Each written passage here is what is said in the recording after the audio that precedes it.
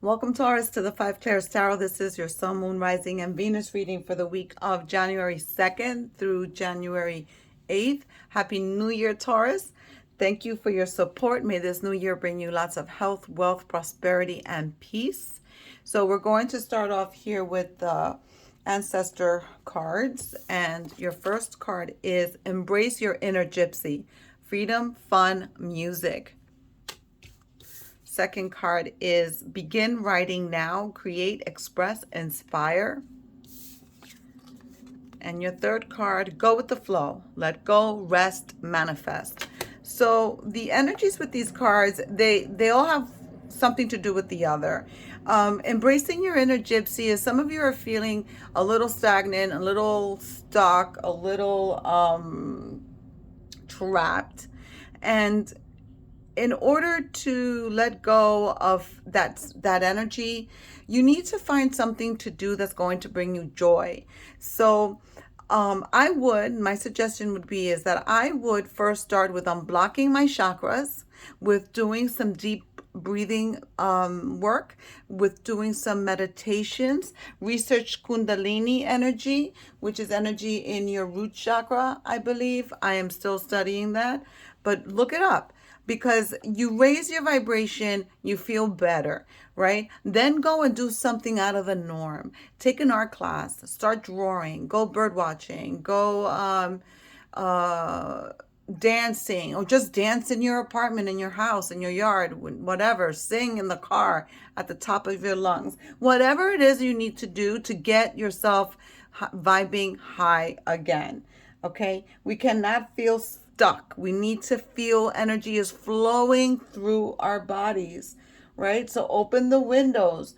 Just figure out to do something that's healthy, that's within your boundaries, and do them to make you feel better, and incorporate these healthy practices every day in your life, okay? In every way.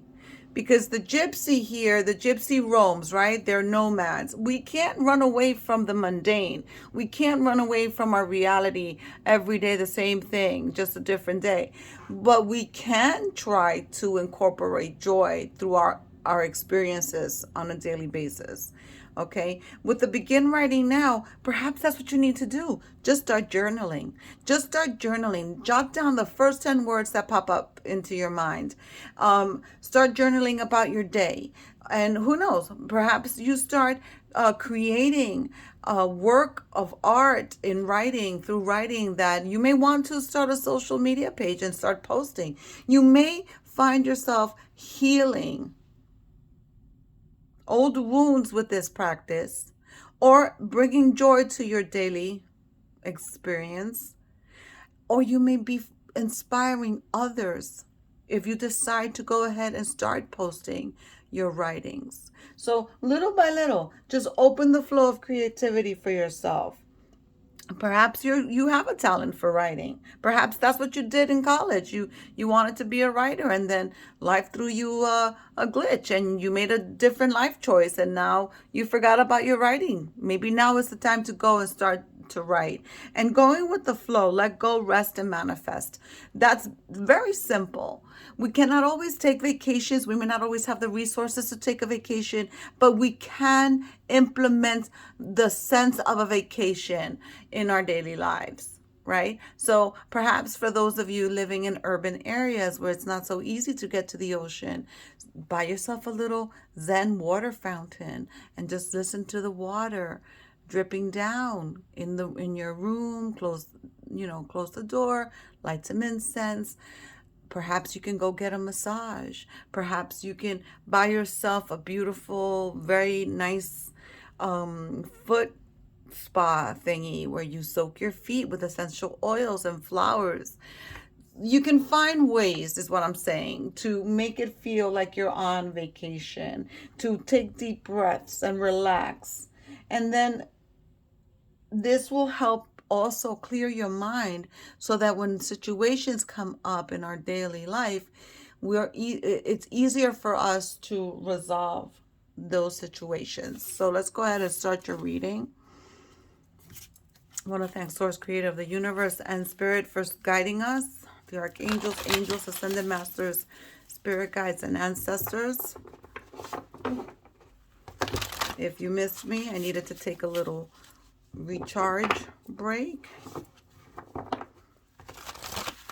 Everybody needs to recharge. We cannot always be on, and we cannot always be at the demands of others, whether it's your work or your family or your friends or whomever it is. We have to let go, rest, and create and manifest. Okay, so let's go ahead and start your reading. If you have yet to subscribe, please do so. And if the reading resonates, give me a like, share it, give me a comment. So it's a general reading and it may not resonate with everyone at this time.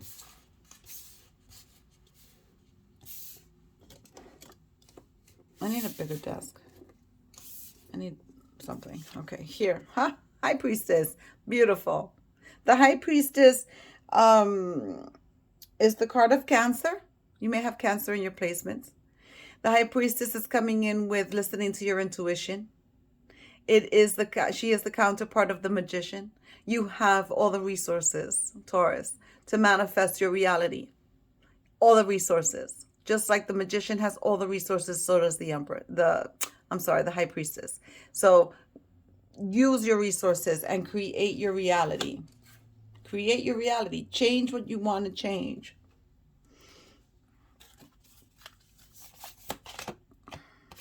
Knight of Pentacles. Wow, I'm reading everything wrong today. When I was meditating and shuffling your cards, I felt disorganized and uncontrolled. So some of you may be feeling a little bit jittery, a little bit unorganized, a little bit like you're a little unstable. I'm not saying like mentally. I'm talking about like in your surroundings. So take this time now that it's a new year, there's no energy coming in. You know, the whole planet was celebrating just a couple of days ago. So that energy is still resounding around us. So take some time now to declutter your space, cleanse your space spiritually with sage or incense or ringing of bells or just opening your windows.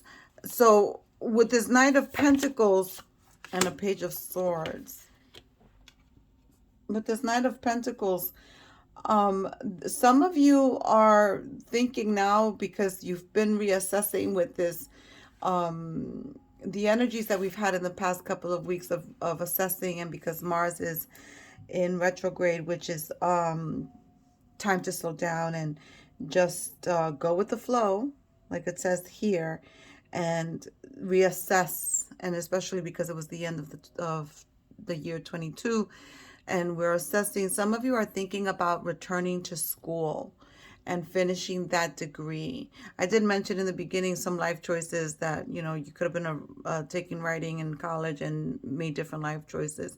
Some of you are returning to school. And here with the Page of Swords, the energy that I'm getting is with this page is some of you are dealing with a child who's trying to reach out to you and let you know how they're feeling. And some of you are just not willing to meet that child halfway. Now, I know this is a little hard to listen to, and I am not being judgmental nor critical. I'm just telling you what Spirit is telling me and the indications of the energy coming off this card. There's a child who's trying to tell you what they need, and they're not being heard. Let's just put it that way. I think that's a better way. The Empress, there goes that child. There goes that mother figure or that parent figure, because it doesn't matter male or female. That parent figure. Some of you are going to have a baby.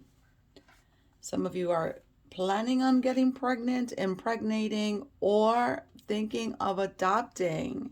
The Empress is coming in here with all her truth as well. So if you're that parent with a child, perhaps an adolescent child is what I'm seeing, with that child, It's just time to sit down and have a nice talk, some dialogue, without triggers, without getting upset. Just sit down and have a dialogue and see what that young person needs, and see if you're able to assist them in reaching those goals of what they need. Because I feel like they're just not being heard, and they feel like they're not being heard. You need to let me know in the comments. This has come out for you, maybe not with the Empress card, but with other cards, that a child is coming through, and I would like to know in the comments. And coming through soon. Some of you are already far off, like progressed in your pregnancy, and that baby's coming soon. So I'd love to know that. That'd be a confirmation, and it would bring me joy to know that you're bringing forth life. That Eight of Wands card is about some news that's coming in, and it's going to be coming in within the next 3 months. Ooh, card of Capricorn. Nice. So the Empress is Taurus energy. So that's you showing up in your reading. And the Devil card is the card of Capricorn.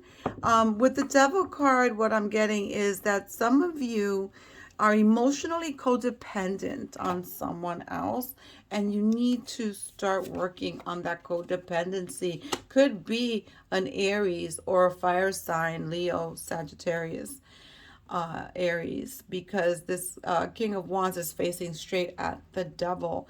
This King of Wands also comes in with the energy of action. You're taking action on a situation, Taurus.